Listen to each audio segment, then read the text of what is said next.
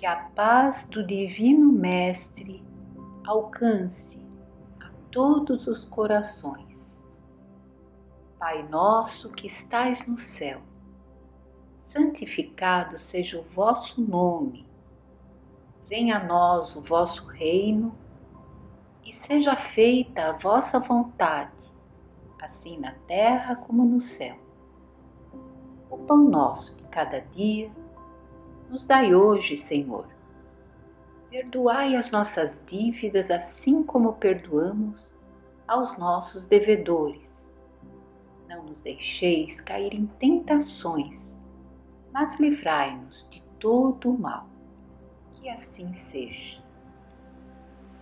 Boa noite a todos vocês. Dando início à nossa palestra de hoje, vamos comentar o que podemos entender sobre o amor. Essa palavra-chave que traduz para cada um de nós uma segurança, uma serenidade, uma esperança, enfim, uma certeza de que não estamos sozinhos e que o Pai, apesar dos caminhos muitas vezes tortuosos, está nos dirigindo para uma felicidade eterna. Então, vamos ler a princípio essa bela passagem do Evangelho ditada por Lázaro em Paris, 1862, A Lei de Amor. Essa passagem se encontra no Evangelho segundo o Espiritismo por Allan Kardec, capítulo 11, Amar o próximo como a si mesmo. Então vamos lá. O amor resume toda a doutrina de Jesus, porque é o sentimento por excelência. E os sentimentos são os instintos elevados à altura do progresso realizado. No seu ponto de partida, o homem só tem instintos. Mais avançado e corrompido, só tem sensações. Mais instruído e purificado, tem sentimentos. E o amor é o requinte do sentimento. Não o amor no sentido vulgar do termo, mas esse sol interior que reúne e condensa em seu foco ardente todas as aspirações e todas as revelações sobre-humanas. A lei do amor substitui a personalidade pela fusão dos seres e extingue as misérias sociais. Feliz aquele que, sobrelevando-se à humanidade, ama com imenso amor os seus irmãos em sofrimento. Feliz aquele que ama, porque não conhece as angústias da alma nem as do corpo. Seus pés são leves e ele vive como transportado fora de si mesmo. Quando Jesus pronunciou essa palavra divina, amor, fez estremecerem os povos, e os mártires, ébrios de esperança, desceram ao circo. O Espiritismo, por sua vez, vem pronunciar a segunda palavra do alfabeto divino. Ficai atentos, porque essa palavra levanta a lápide dos túmulos vazios. E a reencarnação, vencendo a morte, revela ao homem deslumbrado o seu patrimônio intelectual. Mas já não é mais aos suplícios que ela conduz, e sim à conquista do seu ser, elevado e transfigurado. O sangue resgatou o espírito, e o espírito deve agora resgatar o homem da matéria. Disse que o homem, no seu início, tem apenas instintos. Aquele, pois, em que os instintos dominam, está mais próximo do ponto de partida do que do alvo. Para avançar em direção ao alvo, é necessário vencer os instintos a favor dos sentimentos, ou seja, aperfeiçoar a estes, sufocando os germes latentes da matéria. Os instintos são a germinação e os embriões dos sentimentos. Trazem consigo o progresso como a bolota oculta o carvalho. Os seres menos adiantados são os que, libertando-se lentamente de sua crisálida, permanecem subjugados pelos instintos. O espírito deve ser cultivado como um campo. Toda a riqueza futura depende do trabalho atual. E mais que os bens terrenos, ele vos conduzirá à gloriosa elevação. Será então que, compreendendo a lei do amor que une a todos os seres, nela buscareis os suaves prazeres da alma, que são o prelúdio das alegrias celestes. Bom, paralelo a isso, poderemos identificar a presença do amor ao longo da nossa linha do tempo. Lá no Antigo Testamento, podemos identificar a presença do amor, desse amor, na primeira revelação, quando Moisés, através de sua mediunidade de efeitos físicos, recebeu o Decálogo, ou seja, o Decálogo foram os 10 mandamentos da lei de Deus. Naquela época, o povo não tinha noção de justiça e o povo hebreu foi o primeiro a ter esse conhecimento, além de ser o primeiro povo a acreditar em um único Deus. Quando todos os outros povos eles ainda eram idólatras, quer dizer, eles acreditavam em vários deuses. Moisés, como sanitarista que foi, trouxe também àquele povo, os hebreus, as primeiras noções de higiene. Tanto essas noções são importantes que até os dias de hoje, em especial nesse período em que vivemos, todos constatam a importância do lavar as mãos, de higienizar os ambientes e as coisas que partilhamos. Mas o anúncio de um Deus único foi apropriado àquele contexto da época. Aqueles homens endurecidos, embrutecidos, eles só conseguiam obedecer àquele Deus pelo medo. Então esse Deus precisaria ser temido por aquele povo. E foi o que aconteceu. Então veio Jesus, com a segunda revelação, mais uma etapa. E ele claramente apresentou o mesmo Deus, mas um Deus de amor, um Pai amoroso, em substituição àquele Deus temido que era necessário naquela primeira época, não é?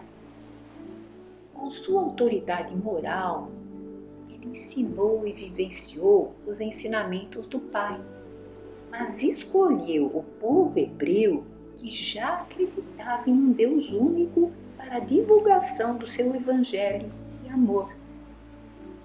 Muitas foram as lutas, mas a implantação foi feita, mesmo que através de parábolas, pois o povo ainda não estava pronto para o conhecimento da verdade. Seria perda de tempo uma explicação mais detalhada, porque o povo ainda não estava preparado para um conhecimento minucioso das leis de Deus. Tanto é que ele prometeu que enviaria um outro Consolador que estaria entre nós para sempre. Então aqui chegamos, na linha do tempo, à terceira revelação, em que o amor continuou presente. Vejam que a humanidade foi acompanhada passo a passo, de acordo com seu grau evolutivo. E como a verdade é sempre a verdade, ela vai correndo os séculos, acompanhando a evolução da humanidade na Terra. Bom, o Espiritismo, como todos sabemos, também não veio destruir a lei, mas sim dar cumprimento a ela. Podemos verificar que no século XIX, o Espírito da Verdade e uma série de espíritos superiores, de facilitaram aos médiuns da época e sob a organização de Kardec a continuidade dos ensinamentos do Cristo, ou seja, a explicação que vai direto à razão daquelas parábolas já ensinadas por Jesus. Esses ensinamentos ocorreram simultaneamente em todo o mundo, por meio de diversos médiuns.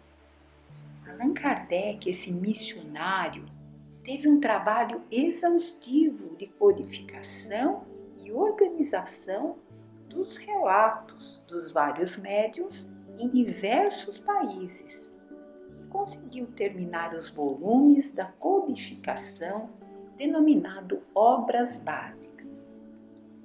Mas, a partir daí, como disse o próprio Cristo, o Consolador ficaria entre nós para sempre, ou seja, a revelação continuaria acompanhando a evolução da ciência e a nossa própria evolução, a evolução da humanidade.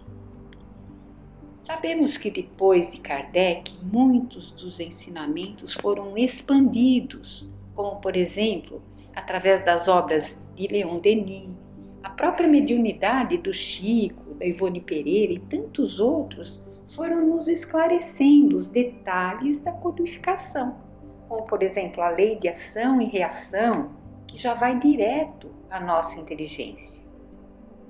Agora sim, chegamos à lei de amor nos dias atuais. Todos nós espíritas temos conhecimento da lei de ação e reação, mas não basta um conhecimento teórico. Temos que introduzir esse conhecimento na nossa vida, no nosso comportamento diário.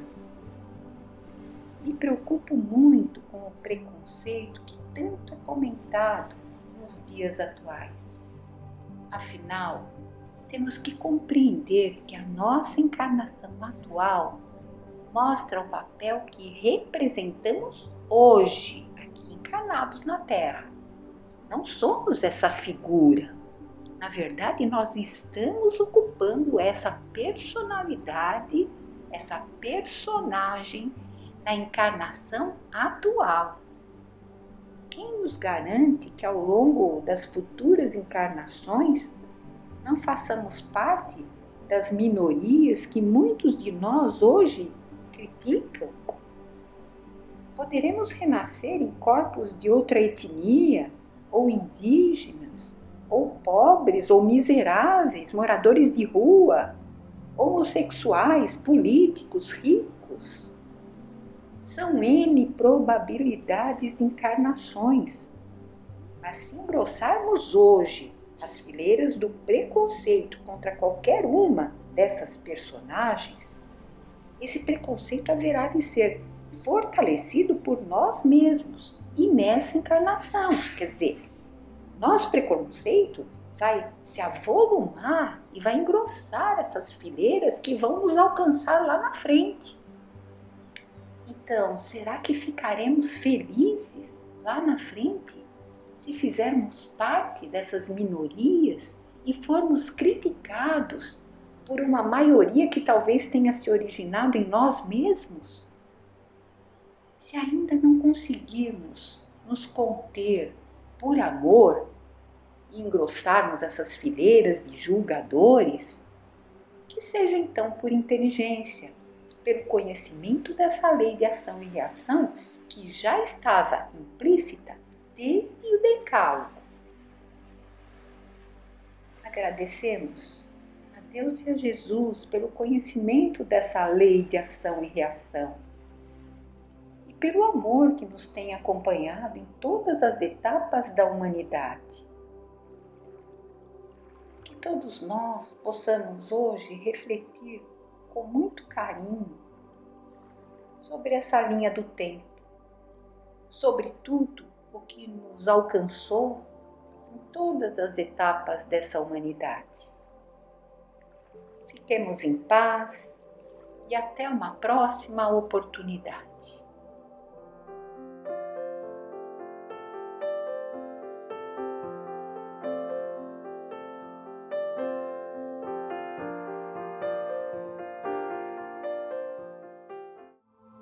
Boa noite a todos. Nós veremos hoje continuidade dos nossos estudos com a obra Parábolas e Ensinos de Jesus, do Caibar Schutter. Essa obra foi escrita em 1928, quase completando aí 100 anos, né? Sobre os ensinamentos de Jesus.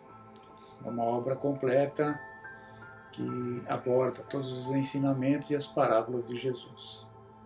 No capítulo Reencarnação ou Pluralidade das Existências Corpóreas. Vamos ver esse capítulo com que o Caibar Schutter nos traz aqui de informações importantes. Ele cita inicialmente uma passagem do Evangelho de Mateus, dizendo assim: os discípulos dirigem-se a Jesus e perguntam-lhe: por que dizem os escribas que importa vir Elias primeiro? Jesus lhes responde: Elias certamente há de vir restabelecer todas as coisas. Eu, porém, vos digo que Elias já veio e eles não o conheceram. Antes, fizeram dele tudo quanto quiseram. Assim também o Filho do Homem há de padecer em suas mãos. Então, conheceram seus discípulos que era de João Batista, que ele lhes falava. Essa é uma passagem do Evangelho de Mateus, capítulo 17, os versículos de 10 a 13. Seguindo a leitura, então virá a explicação dessa passagem. A reencarnação é um dos princípios fundamentais do cristianismo. A ideia de que João Batista era o espírito de Elias reencarnado tornou-se tão firme nos discípulos de Jesus que não admitiam absolutamente dúvida a respeito. E é de notar que o Senhor não dissuadiu os seus discípulos deste pensamento. Ao contrário, confirmou-o categoricamente. Se vós quereis bem compreender, João Batista é o Elias que há de vir. No Mateus, capítulo 11, versículos de 14 a 15. E o mestre acrescenta: quem tem ouvidos para ouvir, ouça. No tempo de Jesus, como só ia acontecer hoje, havia muita gente sem ouvidos para ouvir estas coisas. A palavra do Nazareno era, pois, dirigida unicamente a quem tinha ouvidos para ouvir. Essa frase, né, quem tem ouvidos para ouvir, que ouça, é no sentido de que quem ouvir, entenda, né, quem tenha já entendimento para compreender ali aquilo que está ouvindo.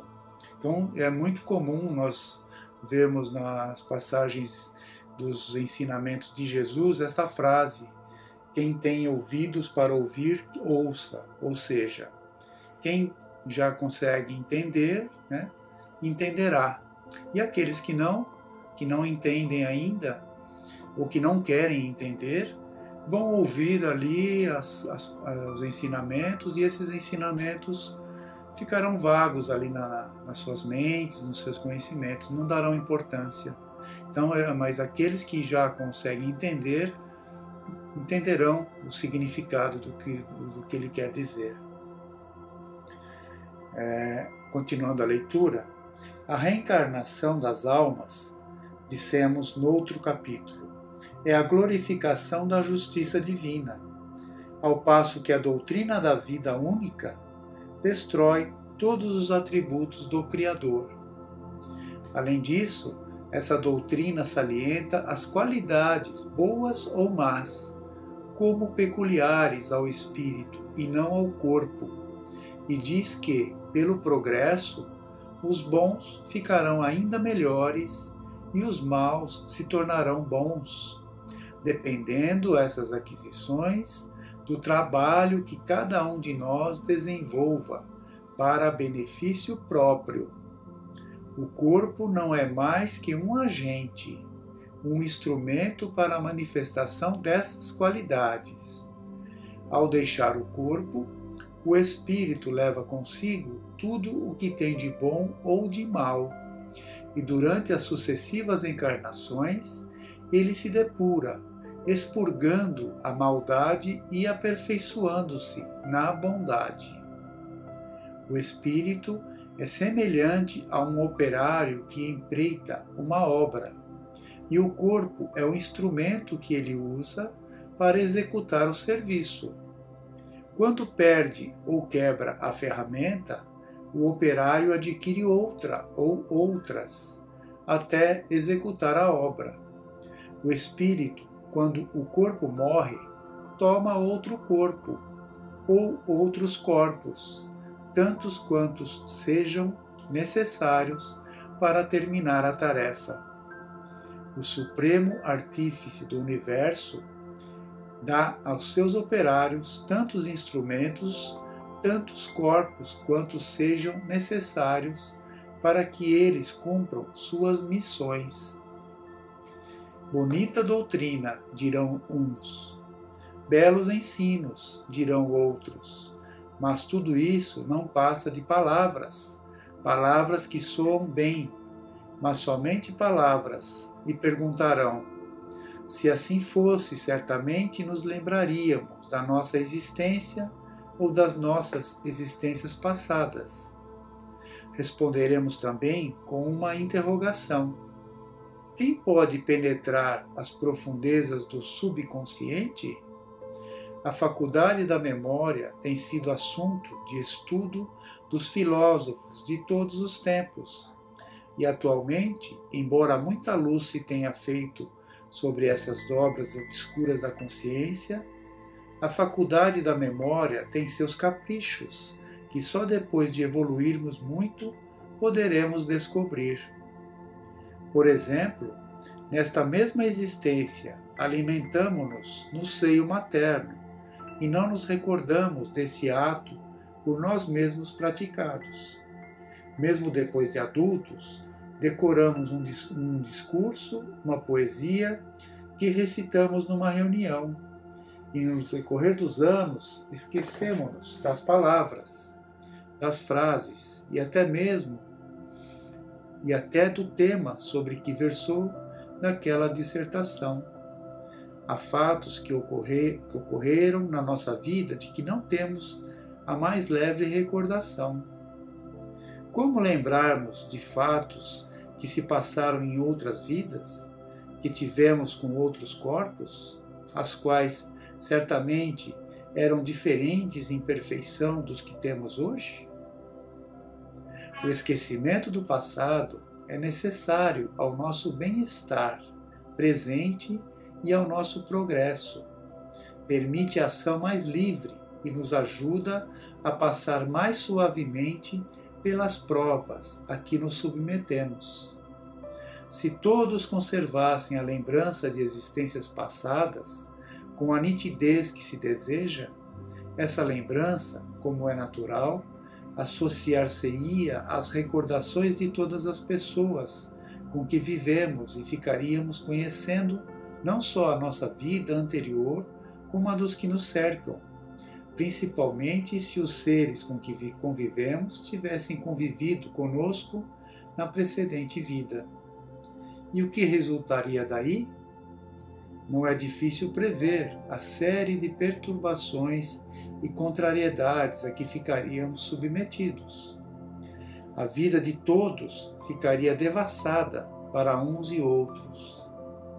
Herodes ou Caifás, por exemplo, se estivessem em nosso meio, teriam de suportar o desprezo de todos, e quem sabe se não lhes seria negado o pão e a água. Suponhamos que se desse o caso de o leitor ser a reencarnação de Herodes e de se recordar de sua existência ao tempo de Jesus. Não seria uma vida de prantos, de humilhação, de desespero que teria o amigo de passar, sem necessidade alguma, prejudicando até seus afazeres atuais e o seu progresso? O perdão que Deus nos concede é o esquecimento das faltas. Se não houvesse esse esquecimento, viveríamos sob dor pungitiva dos crimes praticados, pois é certo, os praticamos, dada a inferioridade em que todos nos achamos. Não é o remorso que nos dilacera de dor? Eis porque Deus, em seus altos desígnios, não permite que nos recordemos de nossas existências passadas.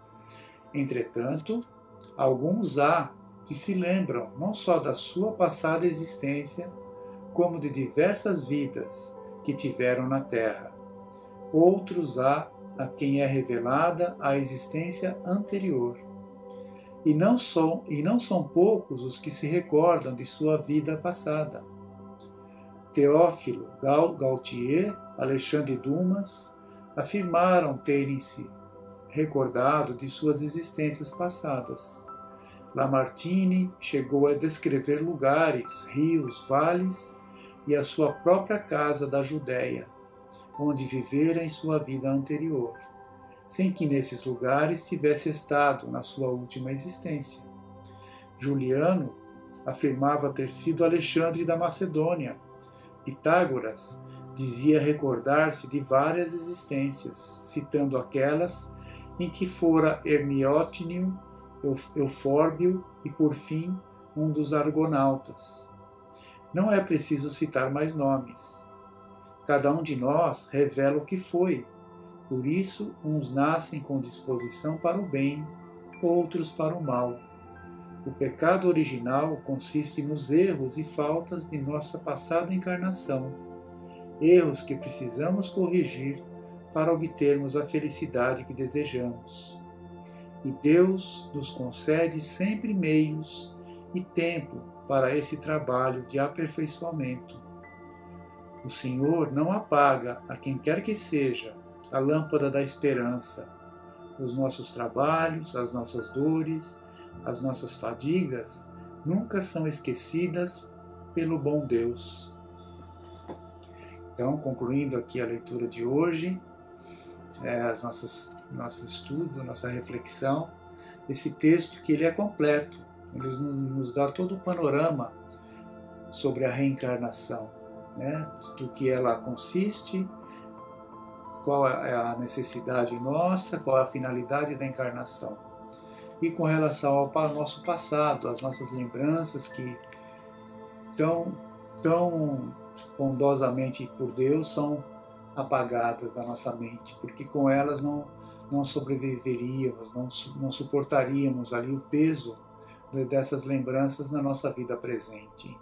E no final, como ele diz, né, Deus nos concede sempre meios e tempo para esse trabalho de aperfeiçoamento. O tempo ele é infinito para nós nessa caminhada de aperfeiçoamento, e Deus vai nos conceder sempre as ferramentas para termos esse aprimoramento, essa melhoria, né, através das reencarnações.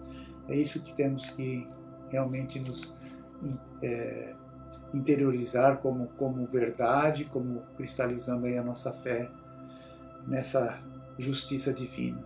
Então, ficamos por aqui com esse texto grandioso, agradecendo a todos esses espíritos que nos auxiliam a ter acesso a essas informações, que nos facilitam o entendimento, que nos facilita aí a compreensão para nosso consolo e para nossa esperança, principalmente da nossa caminhada.